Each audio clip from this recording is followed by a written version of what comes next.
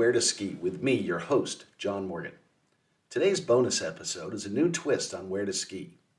Occasionally, we'll start exploring the culture, history, and future of mountain towns. St Anton is in the Austrian state of Tyrol. It's in Western Austria, high up in the Tyrolean Alps, with aerial tramways and chairlifts covering the whole Arlberg region, which includes St Anton, Lech, Zurs, Steuben, St Christoph, and numerous smaller towns. Now it's a popular winter and summer resort among skiers, trekkers, and mountaineers. But it wasn't always that way. To understand St. Anton and its close neighboring towns, you have to understand the evolution from farming villages to a unified international ski resort. Mostly due to the location on the Arlberg Pass, these towns facilitated the transport of commodities like salt and silver to augment their agricultural routes. Then in 1885, the Austrian railway system opened a tunnel through the Alps, the Arlberg Railway Tunnel, with St. Anton becoming a major stop on the route between Innsbruck and Zurich. With the railroad came visitors, among them skiers and mountaineers. In 1901, the Arlberg Ski Club was founded. In 1907, Anna Schranz started teaching skiers. Advent of surface lifts in Zurs in 1937 and the opening of the Galzigbahn in Anton in 1939 helped skiing really take off. Also in the 1930s, Schneider and many other ski instructors from the area emigrated to the United States to help popularize the sport and spread Schneider's Arlberg progression. Although connected by roads in the 1940s and 50s, it wasn't until the 2000s that the multiple villages started to be really, truly connected by trains, tramways, and chairlifts. So what's it like to see all these changes and to be born and raised in this area with its small towns and rapidly evolving culture? What makes the Austrian town like this different from the large resorts in the US? How do they address some of the issues confronting ski resorts today, like attracting and maintaining seasonal staff, keeping traditions alive while trying to grow and meet the needs of an international clientele? Let's find out from our guest today, Anna Schranz. Anna's family has lived in this region for 7 generations. She was born and has lived most of her life in St. Anton and has seen many of the changes to the town. She is one of many who will be leading St. Anton into the future. As an intelligent, cosmopolitan, hardworking mother, she works at her family's hotel in St. Anton, skis when she can, and travels.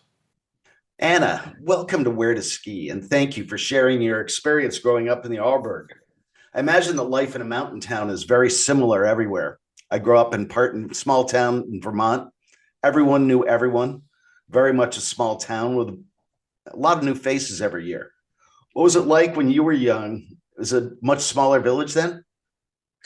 It was not really. First of all, thanks for having me on your podcast. I'm really excited and a bit nervous, but it was not much smaller. It was just, I would say, like the big hotels were there all the time. We got some more hotels. We got some more houses with apartments. You know, you can rent apartments here as well, or just bed and breakfast. That grew a lot the last years, but it's still small. Like our town doesn't grow bigger. It's we still only 2,700 residents, or like people who live here. So it is quite small, but guest beds raised. Yes, they did. Did you grow up with sort of a core group of kids from St. Anton, like at school Yeah, that you went to school with and yes. stuck with you? So like elementary school, of course, it's only the people from St. Anton. So yes, so you grow up with your friends, like they're all like just, in school, they're all the same age. So they're all from St. Anton. You don't like nobody else goes. We have seasoners which bring their kids. So it was like back in the days, not anymore. And they went to school with us just for the winter season. So we have had a few extra kids in winter time, and then they left after the season, which was always fun. Like you get some new friends in winter, but then they have to leave again. Did a lot of the people you went to school with stick around St. Anton, or did a lot of them leave? Yes. No, most of them, like, of course, some left. They have different jobs. Not everybody works in the hotel or like restaurant business, but most of them are still here and they work here, either in ski shops or they have their own hotels or other businesses that are in St. Anton. So they're all still here, yes.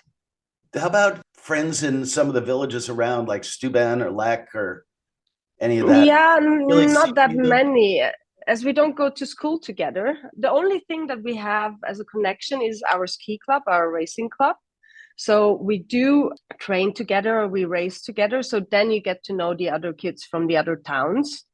Because like during winter season, you basically just stay in St Anton, like you ski here. We have like huge mountains here. We don't have to go somewhere else. And our schools are here, like the elementary school and I think, I don't know, do you say secondary school? I think Yeah. it's here, it's in St Anton. So we basically stay here. So we only have our community here. So, and Stuben and Lech is a federal state, like it's another part of Austria. We are in Tyrol and they are in Arlberg. So they go in different schools as well. So it's more about the like when we raced and we trained for the ski club, then we were together and then we got to know each other. So I didn't know that about. Did you grow up training and racing? And Yeah, of course. I mean, I have a world champion dad in ski racing. And yes, so that's basically what you do here. You go after school, you meet up with your friends for skiing, and then you attend to the ski club, and then you have your trainings. You meet up on the mountain. You have your giant slalom training, and yeah, that's what we do here for our hobby. that's no much different than the U.S. There's a lot of Yeah, most towns, ski towns, have got ski clubs, yeah, and that's what a lot of the kids yeah. do. That's And like they, our meeting up point, like going to the ski club. Yeah. you left St. Anton and went to university after you. Well, it's not really university, but I left St. Anton. I went to tourism school. So in Austria, I think the school system is a bit different. We go 4 years of elementary school and 4 years of secondary school, and then we can choose different schools where we learn our profession. So I went to tourism school then for 3 years, and that's where I basically learned how to cook. You need to learn everything there, like cooking, serving in a restaurant, doing the reception and everything. So that's what I did. So I went You and had a lot of what, options growing up, though. You could have gone pretty much anywhere, and you travel a lot. Do you? yeah, off season I traveled a lot. Yes, And I what did. brings you back to St. Anton every time? You've had a lot of chances probably to say, "Oh, it's beautiful here. I'm gonna stay." Yes, that's true. That's true. Because like I've been to Bali. I've been to America. Yeah, I've been everywhere in Europe. Of course, it's everywhere. It's nice, but I was always happy to come back home. Home is home, so that's where I grew up, and I guess where I always come back. And you grow up in this really small town, as you mentioned in the beginning, but like in winter season, it's quite a city because of many guests. So it's exciting. I like to be here. I like to interact with all the guests. So I could not even do another job and do it somewhere else because I think I need the winter season and yeah, the winter time in St. Anton, definitely. There's been a lot of, I've seen a fair number of changes in Anton over the years, new lifts, Yeah. interconnection of the lifts, more roads, Hmm. more interaction like with Lech and with Zurs and with Steuben. Has Yes. that changed the life around there and how you interact with some of the people? Not really, because like, of course, we have more tourists because the tourists can ski now to Zürs and Lech. Same for the guests in Lech and Zürs can come to St. Anton. We have more tourists, but like the locals from Lech and Zürs or St. Anton, like it sounds weird, but like we are stuck in our town for winter because we work 6 days a week, or like my mom 7 days a week. So we, yeah, winter season is basically for yourself. You don't get to see many other people besides the tourists, of course. But yeah, not other locals. No, that's not possible because we're all hardworking. Now, you have sort of two seasons. You've got sort of Yeah. December to April and then midsummer. In the Mm-hmm. off season, when the services stop and the crowds and Mm-hmm. all the staff move away, what Yeah. changes about St. Anton when everyone's gone, when all the guests are gone? Well, to be honest, it sounds weird now, but we every mid season or off season, we have like a little lockdown. It is, from one day to another, everybody leaves. all the seasonaires, all the workers, all the tourists. And then from one day to another, it's basically empty and everything is closed. Like it's all restaurants closed, all hotel closed, the lifts are closed, which is what's open. The supermarket is open and the gas station. And it's basically every year we have a little lockdown. So when we had the lockdown back in the days at COVID 2020, it was just simply like we just closed everything like every year. So it's every year a little lockdown, but it's nice, you can you calm down, then you have time for your family and friends, and then you get to see your friends again. Because in the beginning of the season, you don't have time. And we always say to each other, like my friends and me, so we see each other in April because everybody works hard. So yeah, but it's nice to have some off season, even though it's quiet. So when you get to the off season, where do you like to go? Go back to your travel. People in Yes. Colorado, for example, they take off in April and they go to Mexico or somewhere warm. Where do you go? Yes, like we normally do that as well. So I used to go to Bali or like somewhere warm, like really warm, where you can where you don't have mountains or snow or anything. But these days, as you know, I have a daughter and my partner is from Belgium, so I travel to Belgium then. But then we do some summer holidays as well. Like we go to Italy, for example. That's our favorite place. But back in the days, I traveled longer, like for a month or at least like 3 weeks. I'm going to sort of change direction a little bit. Yeah. You have a lot of staff that come from other countries. Yeah. In the U.S., one of the biggest problems facing the ski resorts is there's no place to house them. So you get to the big ski areas, and sometimes they'll be driving for an hour and a half, 2 hours every day, or on a bus for 2 hours just to get to work. You take a different approach over there. You keep a lot of those people in town. And we have them in that? our hotel.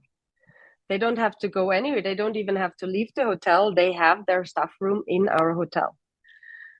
So here in Austria, or like the tourist areas, we offer the jobs with a free accommodation, which is really luxury because, of course, for example, in Vienna, you don't get that. You get a job, but they don't care where you come from. But here we do offer, every hotel offers their staff room in town at least, or at the hotel. And we are lucky enough to have our staff in our hotel. They all have a single bedroom. They all have their own shower and own toilet, which is also luxury because not everybody has the possibility to give everybody a single bedroom. And we don't have that big problem with accommodation here because we have that since forever, that we offer staff room with the job. That's interesting. In the U.S., this has turned into a big problem that this ski areas are not affordable for people that work there. Skiing is very expensive. They go there to ski and they live 2 hours away, so they can't take advantage of anything. You really help them out a lot. They also get, if they come there to and they want to ski, they also get discounts from the yes, exactly. So if you buy a season pass, for example, at the moment the season pass is 1,000 euros, but you have to work 3 months or 3.5 months in one hotel or bar or restaurant, whatever, and then you get half the price returned. So they get 500 euros back in the end of the season, but they have to show that they worked here for 3.5 months in the same place. That's also like, that helps us. So people have a motivation to stay. It sounds weird, but people could also like just leave the places whenever they want to and say like, oh, I tried to find another job. But that helps. But they get reduction, of course. Yes. In the U.S., it's a very transient population. People move around a lot. As you're saying, they stay for like a month and they leave. Do you get people coming back year after year that work for support staff? Yes, it got better now after COVID. Right after COVID, it was really difficult to find stuff. But now we have like our kitchen, for example, we have them since over 10 years, cleaning ladies as well, Goran, our driver, we have a driver in our hotel. He's there since I'm a little child, since over 30 years. And the restaurant stuff, we have regulars not coming every season. Like for example, now we have a waiter. He was here 2 seasons ago. So, but they come back because I think we do offer a really good like work atmosphere. Like they have a lot of free time. They have a lot of time to go skiing during the day. They have a good accommodation and a good payment as well. That's a big difference from the US. Yeah. How hard is it for those people that are moving to the Arlberg, the ones that weren't born there, to assimilate into St. Anton society? Do any of them You mean now the seasonaires or like really moving to St. Anton? Really moving to St. Anton? Well, people who moved to St. Anton been here and they fell in love with St. Anton, so that's why they moved here. But like there's actually nobody who moves here and haven't been here before and don't know like the area or anything. So I think it's quite easy for them because I think everybody who moves here is in love with St. Anton. A lot of seasonaires, for example, they come here. We have a good friend of mine. She's married to English. I hope I don't say it wrong. New Zealand. He's from there. He came for a season to work here for the season, and he stayed. They're married now. They have 2 kids, and a lot of seasonaires do that. Like they either fall in love or like they just want to stay here. We have a lot of English people living here from England because they worked here before and didn't want to leave anymore. Do you consider them friends, like on a level with the kids you grew up with? Of course. Yeah, like I have a lot of international friends because you do grow up with a lot of tourists and even like seasonaires. We have a lot of before the Brexit, a lot of English people coming here to work for the season, and a lot of Swedish people. And yeah, you find people and like you become friends with them definitely, and they keep coming back for the season. So you keep having those friendships over the years. Yes. Do you see with people coming in from outside, do you see some of the social issues that affect other parts of Europe affecting St. Anton at all? No, we don't. I mean, we hear the news and everything, but like it doesn't. No, it doesn't hit St. Anton. No, it's like you're up in the mountains. Yeah, no. So what's your favorite time of year in St. Anton? That's a good question. And I kept thinking about it. I think it's December, like the beginning of December coming to Christmas, when all the guests coming back, when it's snowy and when the Christmas lights are up everywhere, and it has this romantic flair. And I really like December. It's really nice. And springtime. Springtime here is amazing. When you're up on the mountain, you can sit in the sun, do a little bit of skiing. That's like my 2 favorite times. You do get to ski. What's your favorite place to ski? What's your own favorite day? My own favorite day. I mean, I would, if it's possible, if I have a day off, I start like at 10 o'clock. Would go up to Kapal. That's a really nice mountain. You see the whole town and you have a really nice view up there. And then I like to just ski around Galzig and St. Christoph. That's like just here, have a good lunch, maybe on top of Galzig. Or at the Arlberg Taya, that's in St. Christoph, amazing restaurant. That's like, I don't get to ski like long sometimes, but like just few lifts is already a good day for me. Well, now let's talk about your family's hotel, the Schranz. Yeah. It's really it's a delightful spot. I've stayed there. And it combines traditional Austrian charm with some very cosmopolitan aspects to it. How hard is it today to be able to keep that traditional part alive when you're running a cosmopolitan hotel and you're faced with all the realities of running a hotel? Well, it is quite easy because we want to provide guests the traditional atmosphere at our hotel. So it makes it really easy with like you've been at our hotel, it's really a lot of woodwork everywhere, which makes it cozy. But then we try to do some modern aspects in the spa area, for example. It's quite easy to combine. It's really, I think what's really important to keep it traditional and keep it cozy, because guests want to come to the mountain area and not be in a super modern house where it's just like, yeah, not a lot coziness. So that's really important to have it cozy, to have like a little fireplace or like nice lights in the evening, or yeah. I think some of it comes down to staff too, and how they work with the guests. Yeah, that's true. I mean, we are happy to have, and we get a lot of compliments for our staff.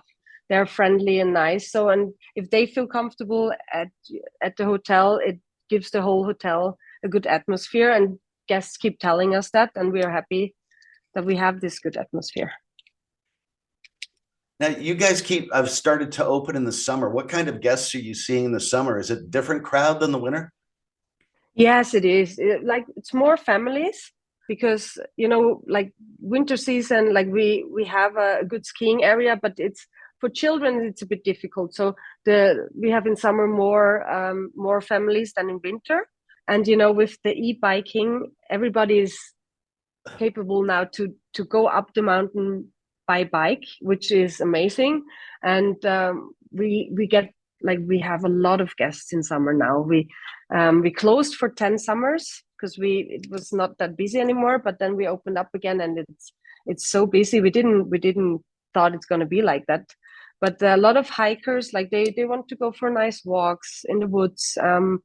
You can go up with the cable cars and walk around on the mountain. So hiking and biking is like the main guests here. In some areas, there's like hut to hut hiking.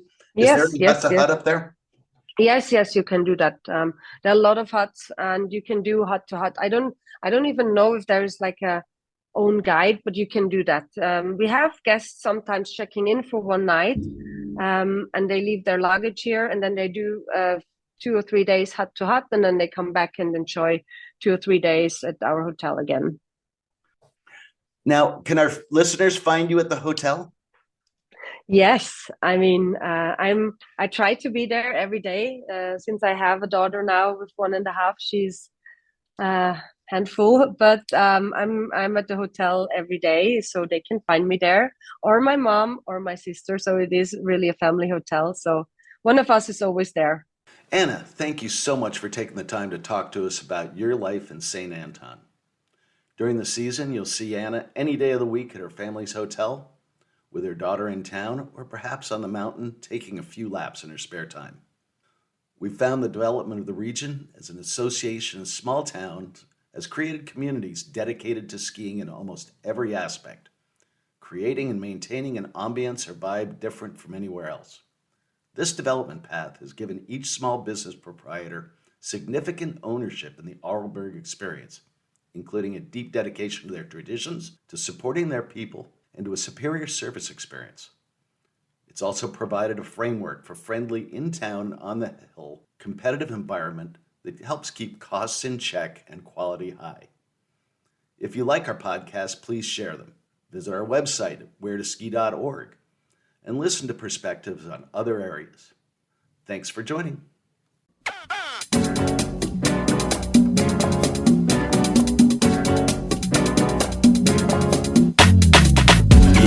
She feel it, we feel it. So round and round we go. He feel it, she